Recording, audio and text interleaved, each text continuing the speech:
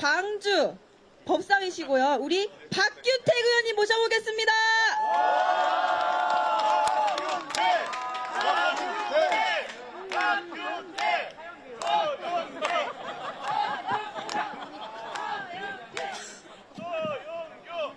예, 박균택입니다. 안녕하십니까? 제가 요새 온망을 많이 듣습니다. 무죄가 확실하다고 그렇게 방송에 나가서 여러 번 얘기를 했는데 유죄가 선고되니까 많은 분들이 어디 분풀이 할 데가 없으셔서 그런지 판사한테 해야 할 전화를 저한테 하셔가지고 왜 무죄가 났냐고 항의를 많이 하시는데 참 너무 송구스러운 생각이 들지만은 아무리 생각해도 결과가 달라서 실망을 드리는 결과가 나온 것에 대해서 죄송하다는 생각은 같지만 아무리 살펴봐도 제 잘못은 아닌 것 같습니다. 무죄입니다, 무죄. 죄가 없는 것은 없는 것 아니겠습니까? 맞습니다. 무죄는 무죄 아닙니까? 맞습니다. 예.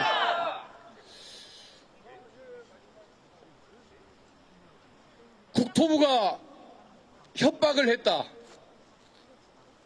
5개 공공기관에 대해서 협박을 했는데 들어주지를 않았다. 나중에 다시 백현동의 식품연구원 부지에 대해서 바꿔달라고 또 새로운 요구를 했다. 그래서 절반만 들어주기로 했다. 그게 준주거용지로 바꿔주는 것이었다는 얘기입니다. 국토부가 협박을 해서 바꿔주지를 않았다. 새로운 요구가 있었다. 절반만 다 빼버리고 협박을 해서 바꿔줬다라고 검찰이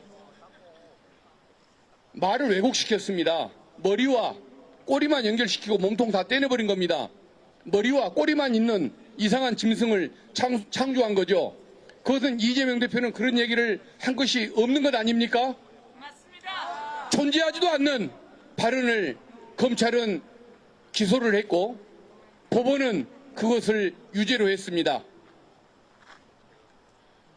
수긍할 수가 없는 거죠. 이런 현상에 대해서 제가 잘못했다고 반성을 해야 합니까? 그동안에 법원이 훌륭한 판결들을 많이 해왔습니다. 방통위의 그 잘못된 결정들 위법하다고 선고도 했고 또 얼마 전에는 대통령실에 앞에 다가가서 시위를 하려고 했던 노조 관계자들 거기에 대해서 영장을 기각을 했습니다.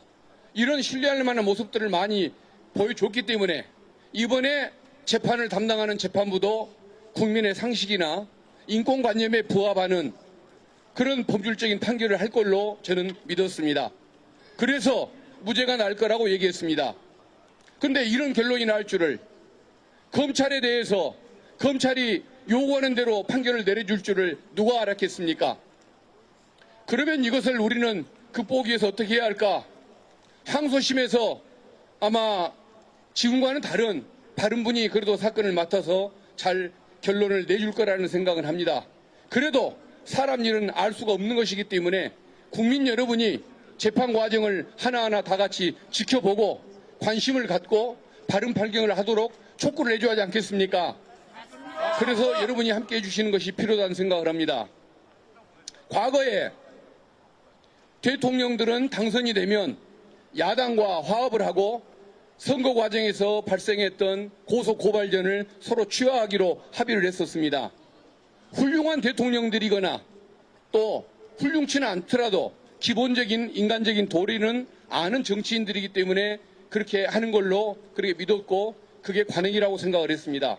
그런데 그 관행이 정치적인 이유로 그런 관행이 생기는 걸로 알았고 지금은 대통령이 그러지를 못하기 때문에 이런 보복수사로 이어진다는 선거법을 가지고 보복수사로 이어진다는 이런 의문을 갖는데 왜 그게 과거의 관행이 바른 것이었는지를 또 한 번 생각하게 됐습니다. 이것은 법적인 시각에서 갖는 생각인데요. 대통령이 되면 검찰과 경찰에 대한 인사권을 갖게 됩니다. 반면에 본인은 면책특권, 불소추의 특권을 갖게 됩니다.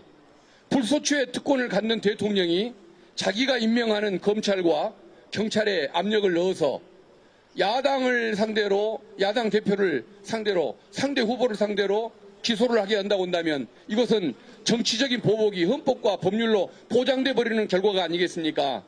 그래서 과거의 대통령들이 정치적으로 훌륭해서 그런 것도 있었겠지만 또 법적인 그 제도의 한계나 헌법상의 한계가 있기 때문에 그런 문제가 있어서도 합의는 필요했던 것이구나라는 이런 생각을 갖습니다. 근데 아무리 법의 취지가 그렇고 정치의 도리가 그렇다고 할지라도 무도한 대통령을 만나고 내로남불 대통령 정권을 만나고 또 그 검찰에 대해서 견제의식을 갖지 않는 법관을 만난다고 한다면 우리가 기대하는 것은 기대만으로 끝날 뿐 아무런 의미가 없는 것이겠죠. 그렇기 때문에 국민 여러분들께서 눈을 부릅뜨고 함께 지켜봐 주셔야 하는 거고 그런 차원에서 여러분들이 1000만인 서명운동 있지 않습니까? 여기에 반드시 좀 참여를 해주시고 이웃에게 권해주셔서 국민들이 함께한다는 사실을 좀 보여주실 필요가 있는 것 같습니다. 그리고 11월 28일 날 본회의에서 김건희 특검법이 통과가 돼야 할 상황인데 국힘의원님들이 아마 정상적인 평시 같은 그 상황에서는 절대 동조를 8명이 해줄 리가 없는 것 같습니다. 그래서 정말 수도권에서 시민들의 그 뜻에 따라서 당락이 좌우되는 그 국힘 의원님들 그분들이 국민의 여론에 정말 민감하게 반응해서 국민의 눈치가 두려워서 대통령이나 김건희 여사를 옹호하지 않고 국민이 원하는 여론대로 특검법에 찬성할 수 있도록 여러분들이 더 관심을 가져주시고 서명운동을 더 많이 참여해 주시고 특히 수도권 의원님들에게 더 많은 항의 전화, 응원 전화, 지지 전화를 보내주시기를 간절히 바라겠습니다. 여러분 그동안에 저희들이 좀 더 열심히 못했던 것 반성하고 더 열심히 하겠습니다. 여러분들도 끝까지 함께 해주시고 더 큰 힘을 주시기 바랍니다. 여러분 감사합니다. 네, 법조인 출신답게 조목조목 맞는 말씀해주신 박균택 의원님께 다시 한번 박수